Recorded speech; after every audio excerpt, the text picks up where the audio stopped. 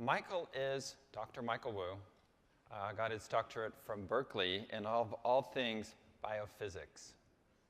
And I've been impressed. I noticed him on Twitter, and I started reading what he was posting online, and I was like, this guy gets it. He's really interesting. And we'd never met in person before this day, but I wanted Michael to come and talk about games and how games fit into this idea of simplicity. Michael. It's my pleasure to be here. We actually met once at Persuasive Technology, I think 3 years ago. Okay, I stand. Okay, so I know nothing about mobile health, but I'm going to tell you about baby steps in games. Hopefully that will reveal a little bit of insights into how you could structure your games so they are effective.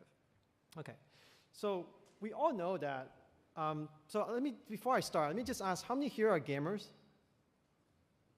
Okay, how many play games at all? How many enjoy playing games? Okay, good. About half. Okay. Okay, while we're waiting for that, how many people have worked on a product in the health space that uses game dynamics, some aspect of gaming? Great. How many people were doing that like 10 years ago? Wow. How many people hope to do it in the future that have not? Great. Awesome. So, as you know, there's been a lot of buzz about gamification. Some people love the word, some people hate the word. There's been sort of a little bit of a land rush in the funding arena. I'll look to Gus on that, whether they're going to get funded or not. And I think this is one reason that in the crowd, in the din, and all the noise of games and game mechanics, I really like Michael's approach. Back to you. Thank you. Okay, so now we're back. So Lithium did start about 11 years ago. So we were doing gamification before there were gamification. So anyway, we know good games are very engaging, right? When you're playing a game, you have got to be pretty engaged, right? And a great game can even be addicting, right? So games somehow have this magical ability of getting us to get into the habit of playing them, right? Whereas when you try to do habit formation in other contexts, we know that's difficult, right? That's why we're all here. Right? But games somehow had this magical power. And games could be simple as Angry Birds or Farmville, or it could be really complex like World of Warcraft or Call of Duty. I think these are games some of you kids or some of them might play, right? They don't need to be video games. They could be simply just pokers or one of those really famous Sudoku. How many play Sudoku here? At some point in time. Good. All right. In fact, Sudoku is seen as such an addictive kind of a game that they actually made it into toilet papers, so people actually play when they're doing one sitting. Okay, so this actually spawned a whole industry called gamification, okay, because games has this somewhat magical power, and they're able to drive behavior and form habits. And so Gartner actually in 2011 predicted that in this hype cycle that in 2014, 70% of the Fortune 2000 company will have at least one gamification application. Okay, so what is gamification anyway? The idea is really, really simple. I mean, half of you enjoy playing games and being rewarded, right? But there are things we don't like to do for whatever reason. And the idea of gamification really is to take some attribute of a game and apply them in a non-game context, right, with predictability. So what are these game attributes? So a lot of them are essentially game mechanics, game dynamics, but they could go beyond that. They could be like game design principles, the psychology of a player, and then even the narrative, even the story. Some people actually play games just to finish the story, to see how the story turns out. And they could be incentive too, right? We've seen the case with iPad, right? It's good incentive.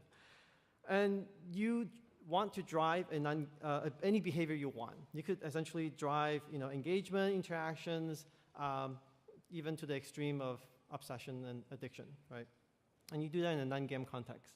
Because if you already have a game, you already should be using game attribute to drive game-like behavior, right? You don't need to gamify a game if it's a good game, unless it's a really, really bad game, right? So, okay. So what can this do for your business?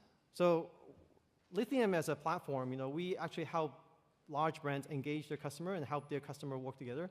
So some of the 3 most common business use case of gamification is essentially deepens engagement. And then that works both internally and externally, for employees and between customers, right? Remember, customers are not obligated to work with each other, right? But if we gamify it, and now they have fun actually working, helping each other, then they will, okay? And sustain loyalty, and then also onboard new users, right? And we've seen examples of that already. So there's always a so what, right? So what is that it saves you money, right? Best Buy realized $5 million of cost saving per year. And essentially, we can actually drive cost-saving behavior, self-help behavior, but we can even drive people to purchase more. Like Sephora has shown this with a case study with us that in our platform, in our community platform, average community members spend 2.5 times. And there are these really passionate consumers in our community, they actually spend 10 times more. So pretty amazing. Okay, so this is mobile health. So an application that's in the health space is essentially the Nike Plus, right? Or the Fuel Band that some of you are wearing right now. Okay? So what's the magic behind gamification? If you ask a lot of the practitioners out there, they would tell you that it's probably these game mechanics and game dynamics, right? And then, let's see how that actually works in a real game. So I'm sure everybody here know what Angry Bird is, right? So I'm going to go through this really quickly, right? So there's immediate feedback in Angry Bird, right? So all of those game mechanics and game dynamics that you've seen before fall into some categories. And I'll show you a spectrum of them. And the first one is immediate feedback. So first, there's control. You could control the bird angle, right? And there's physics, right? Physics is immediate. The iPad is a really good example that uses physics really well. You swipe it, it goes. It's just like if you do that to an ordinary object, it flips, right? So, and there's points. When you did something, there's points that give you immediate feedback, right? And then just when you finish a game, you unlock the next level. You have achievement. So these are things that you achieve over time, right? Now, when you start to get a hang of how to play Angry Bird, then you realize, oh, there's actually different kind of birds, right? Different kind of bird have different ability, right? There's several kinds. This kind of blows things up.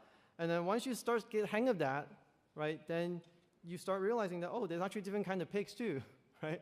So the key is that every step when you're leveling up, right, you just have to gain incrementally a very tiny bit of skill and knowledge, right? You just have to get one little bit more of knowledge about how to play this game, or how to win this game, right? And once you get a hang of that, right, and then the next thing you realize that, well, actually there's a leaderboard, right? I had to kind of beat my friends, right? So all of these kind of game mechanics and game dynamic essentially fits into this spectrum of gamification.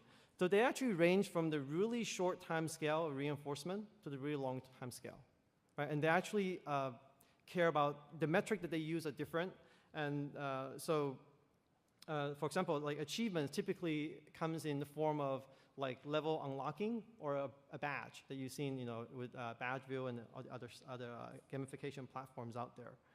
Okay, so now, still haven't answered the question of why is games so engaging, right? And one of the reasons is because games get the player into a state of flow, okay? How many here actually know the state of flow? Okay, some of you do, okay. So flow is essentially this optimal state of intrinsic motivation, right? And if you really immerse in what you do, and then you tend to forget about your physical feeling. You forget, for example, when I'm solving a really difficult math problem, I go into flow. I don't feel tired. I don't feel hungry, and my wife worries about me for that. So Csikszentmihalyi, which we met actually at the Persuasive Technology back then, actually characterized the condition that's necessary to go into flow. Okay, so he says basically the skill that the challenge that you face have to match your skill in order to go into that flow, right?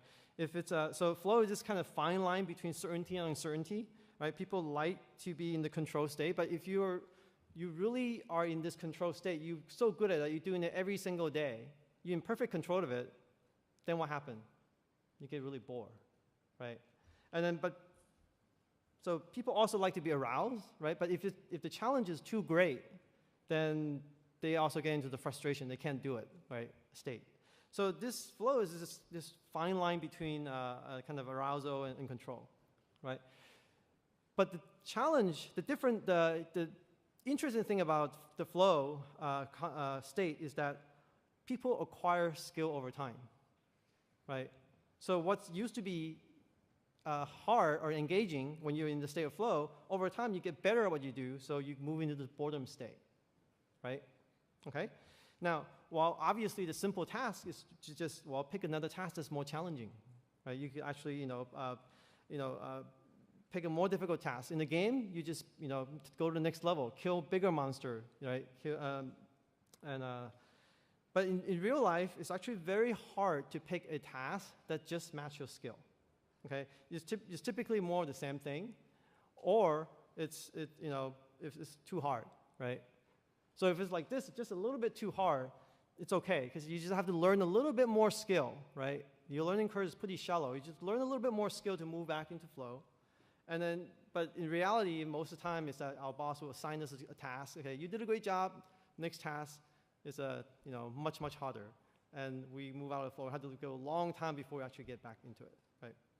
Okay.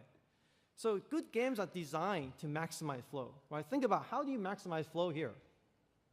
Think about this. How do you actually maximize flow? Well, you do it this way, right? Okay? So games are designed in such a way that people are kind of, have this, they control the level of difficulties between each level, such that the player always takes a baby step relative to his ability, right?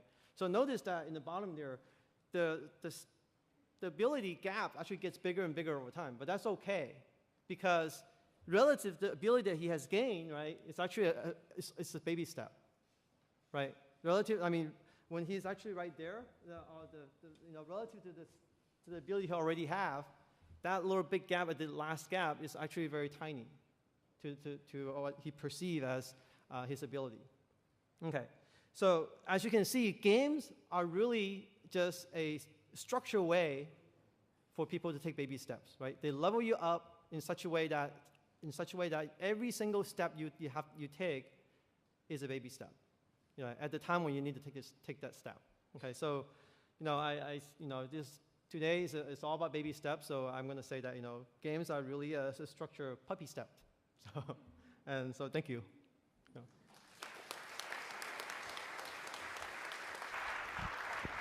Wow, thank you. Let me kind of reiterate the landscape of baby steps, how simplicity changes behavior. We saw Bernie talk about one-time behavior change, getting people involved. Riemann about something very simple that will create a habit. Michael unpacked games as structured baby steps. When people talk about gamification and the magic of that, I don't see it as motivation being the magic, but structuring the sequence of steps that you need to do. That's where I think the real win is there. And that could be a long debate and discussion. And Gus's really personal account of being in a dark spot and addressing that through creating a series of steps he could do. What you didn't say, and I think maybe people recognize, you get into bad habits through baby steps as well. The way that baby steps work can be good and bad and so on. What I really liked about the closer there, Gus, and the way I kind of brought it together was, I think as behavior designers, as health innovators, the more we can recognize how behavior operates in our own life, the more we can understand it not just as random, but see it systematically, the better intuitions we will have in designing experiences for others. I'm a big, big fan of exploring and trying behavior change on yourself a lot, and then recognizing what works, what doesn't, and seeing what works in successful programs like Weight Watchers and that kind of thing. We're going to take some questions from the audience. So go ahead and raise your hand and we'll get mics to you. But I have a question for the panelists who want to take this on. As you did something really simple, as you rolled out something that was probably simpler than the wellness people have ever done, and so on, and as you looked at, how did you resist the temptation in yourself or the pressure from others, like, wow, you got to do this big thing, simple and is not good enough. We've got to go for the big leap, not the baby step. How do you deal with that? Because I think, it's not about convincing you baby steps matter. You wouldn't be here unless you knew that. But how do you handle that back home with colleagues who are like, yeah, I'm unimpressed with the baby steps. So you got somebody to floss one tooth. So what? I think that's a huge deal. Get you to floss one tooth, boom, you're on your way. How did you address that? Anyone of you just grab the mic and... Is it on? Okay. The way we addressed it was actually, we learned something afterwards, because with the gamification, I just wanted to share, we did an analysis of our employees last fall, and there's 6 categories that the Futures company puts individuals in based on their demographics and the makeup of the individuals. And what we found is over 80% of our employees fell in 2 categories: in it for fun and not right now. And what that basically means is that they're very competitive. They like a game, they like a chance to win, but they also like to look good and feel good. So that was a great thing for us to find out. Luckily, we found that out afterwards, so the good news was we were aligned, which is probably why we got such good participation. And the other was not right now, which means I'm educated, I'm smart, I know what I need to do, I just don't have the time to do it right now. And so I think that was a big learning for us, is when you talk about small steps, is just keep in mind people often know what those are. They just don't feel like right now they have the time for that. And so that's why I think this small steps, baby steps, one at a time is so important, because it forces us to think like where they are. And in our business, that's not the way we normally do things. So it's definitely a paramount shift for us. Okay. Gus, let me call you out in the mic. So you took a big step today, a big step. Yep.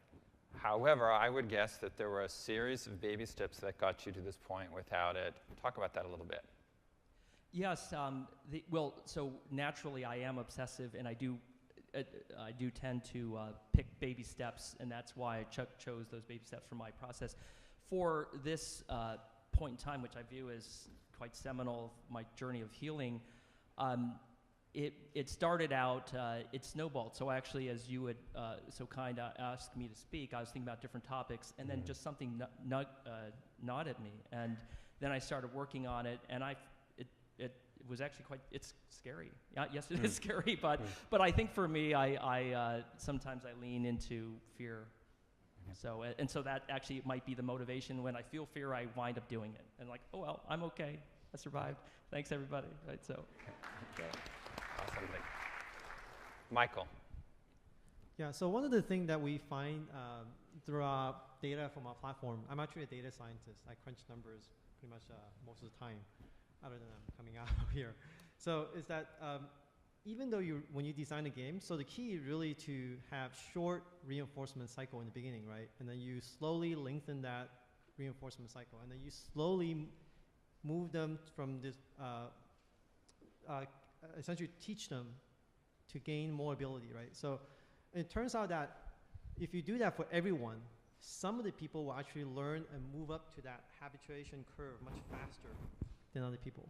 So to answer your question is that, even though a lot of people will still remain at that, the short cycle and they're not really engaged, there will be a few, typically about like a little less than 1% or maybe actually it's about 0.5% of the population will be really engaged and super engaged, and they will actually move up to that, create this habit. They will come to the community, our platform, because of it's gamified, it's kind of fun, but then they move through that rank, the level up really quickly, and then they tend to stay. It becomes a habit. They stay, they come back because they get something out, they learn something, and they see the value of it. So, and they can move up this, this curve really fast. Mm-hmm. So even though a lot of people don't, wanted this big thing, you could show them that there are a few people who achieve that, so it's achievable. So as you just have to take more of these baby steps, more people will be able to achieve that. Great. Raymond? So I'm kind of in a different situation in that I only have to convince one other person. But I think when we had first started, actually, it's kind of a foreign concept to us in that, taking baby steps when you're releasing a product is really hard in that there's the fear of failure. So in our first startup, we'd actually taken a long time relative to the time we take now to release our product, and we didn't show it to anyone. We tried to make it perfect. We tried adding all these different features, and we just did it, right? And then it didn't work, Yeah. and it sort of failed, and then we sort of went through Y Combinator, and what's interesting about them is they really have the idea of fast iteration. It's just launch early, iterate often, and we sort of went there, but even then it still took us a long time, and I feel like at this point it's second nature, because we realized that the easiest way is just get data really quickly and just fail fast. Well, what's your reaction when you see somebody overthinking, doing the big, complicated, don't show it to users, add features? How do you respond to that? I mean, I try to explain that, like, it's hard because I think it's, to someone that doesn't really understand it, it's something that is a very foreign concept, right? And I think that you can explain it to them and try, but, like, in the end of the day, I think the biggest thing that I think of is that they're just afraid that it's not a good idea. Like, if you talk to one person or two people, and you're all sort of in your own little black box, then it's very easy to be excited about something. Yeah. And that's one of the most exciting things about startups, is that you have hope in the beginning. But you really need to make early contact with users to actually see whether, you know, it's a good idea or not. So important, so important. Do we have a question in the audience? Let's take, do we have somebody over here waiting? Okay. Let's do this. We are going to play a game after a couple announcements. So this is a good lead into the next sessions about rapid launch and product iteration. You guys stay on the stage, and you can be judges of a game we're going to do here in a second. But before we get to the game, how many people, Nike, have the Nike Plus? Yeah, who's got that? Great. Linda Fogg-Phillips over there, raise your hand. You have to turn those in before you leave Stanford, I know. So yeah, sad. So Linda will be at the table out there at this break and tomorrow afternoon to collect them from you. So please do turn those in. We'll talk a little bit more about that later today and tomorrow, but those are that you want to turn them in, and you can do that. Let's play a game that starts with all of you standing up. So everyone, please stand up. We're going to call this the Mobile Health Super Brain Game. You guys can help be judges. We're playing 2 quick games in a row. Yeah, awesome. All right, I'm going to read a trivia fact of one of the sponsors. So pick up your program and look at the back. And if you guess the right sponsor, you can remain standing. It's sort of like Survivor, Mobile Health Survivor. You ready? Here is the trivia fact. We're a federation of 15,000 doctors. Don't say it. Keep it in mind. Who do you think it is? Look at your program. Point to it. You're on your honor here. OK, ready? It's Kaiser. How many got it right? Those who did not, sit down, please. OK. You're still on the island, the rest of you. You ready? Number 2. We started delivering pharmaceutical products via covered wagon. Don't say it. Think. Which of those sponsors? Delivered versus covered wagon first. You guys help judge that they're being honest. Yeah. It is McKesson. How many got it right? The rest of you sit down. Wow, who else did you pick? That's great.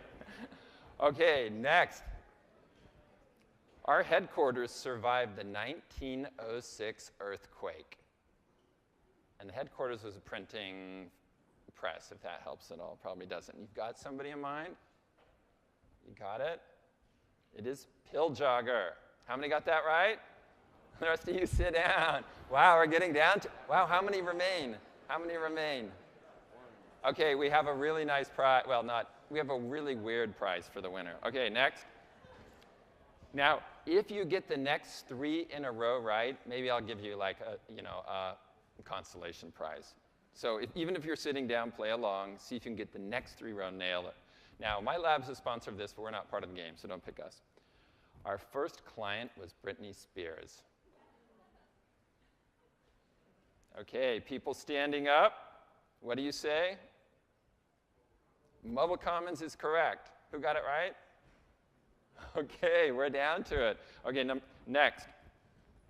We paid $35 to have our logo created. People standing up. It's Nike. Who got it right? And we have, okay, one more. Let's see if you get the bonus prize. Oh, there's actually 2 more. See if you get these both right. We have a small step program. Answer is American Heart Association. Has anybody sitting down got 3 in a row? You can pop back up, I guess. We'll see how this goes. See, I'm making this up as we go along. Final one. We have the first center in the world focusing on an alarming rate of heart disease among South Asians. El Camino Hospital. Did I miss one? Yes, I think I did. We've been innovating in patient-centered care since 1930. Palo Alto Medical Foundation. Who got all of them right? Anybody? Raise your hand. Seriously, if you got them all right, seriously, you should be applauded. How many only missed one of those? All right, awesome. Nice job. Okay. So that was a game of sorts. Now this is where your judging actually comes in. I didn't expect you to be like clairvoyant or whatever, read minds and know who is telling truth or not. We have beach balls along the side of the room. It wouldn't be a BJ Fogg event without beach balls, right? So people on the side of the room, everybody go grab a beach ball and pick it up. Don't throw it yet. This is sort of your test of willpower, if you believe in that concept. Just hold on to it. That one we're going to use in a future game. So all the beach balls have a person attached to them. Wow, Ronnie's going for the big one. Hang on, a test of willpower. What we're going to do you see the multicolored balls? We want those to keep going while somebody hold up an orange ball. Great. Hold up the green ball. How many green balls do we have out there? Okay, what I want you to do as an audience is sort orange from green, make sure the orange all get into one spot together, all the green get into one spot together. I'm not going to tell you where, all the while you keep the multicolored balls going, right? So those keep going, and then you as an audience, as a collective group, have to figure out, are the orange balls going there and the green here, da-da-da, whatever. Okay, judges, you tell me when they're done. And if you see a shift, you can call it out on your mark. Get set. Music, please. Go.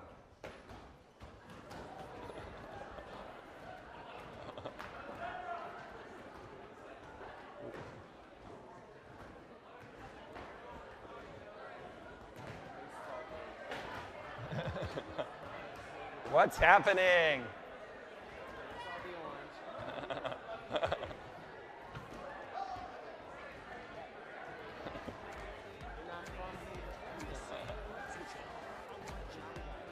Watch what happens. How's it going? It's good.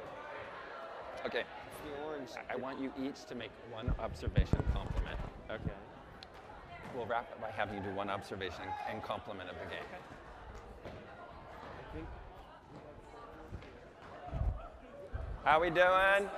The oranges are coming together, almost. We have a stray green. Oh, we have an innovator here. Very good. Very good. Okay, when are we done? 5. Are we done? Yep. Give yourselves a round of applause. Grab the mics. Okay, speakers. Well, starting with Gus, make a brief comment / observation / critique of what just happened. Clever work. Nice job at signaling for the colored balls, so I like that. Okay, Michael. I think there's a wisdom of the crowd that will work here. It's like, you guys don't coordinate with each other, but somehow you figure out where the orange ball should go and where the green ball should go. And nobody's ever played that game before, I guess. We may never play it again. We'll see. How do you say? Riemann. I thought it was interesting because halfway through there was actually a deadlock where there were orange balls on that side and orange balls on that side. And there was sort of this point where you actually had to decide which way to send them over because it was about half-half. Bernie.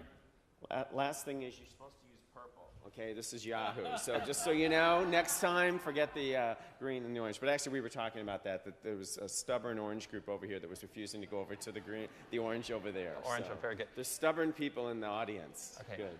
Good job, everybody. 2:55, you're back here. I'm going to ask the speakers to stay up here in front so you can come talk to them. We'll see you back here in 20-some odd minutes. Great work. We'll see you later. Nice job.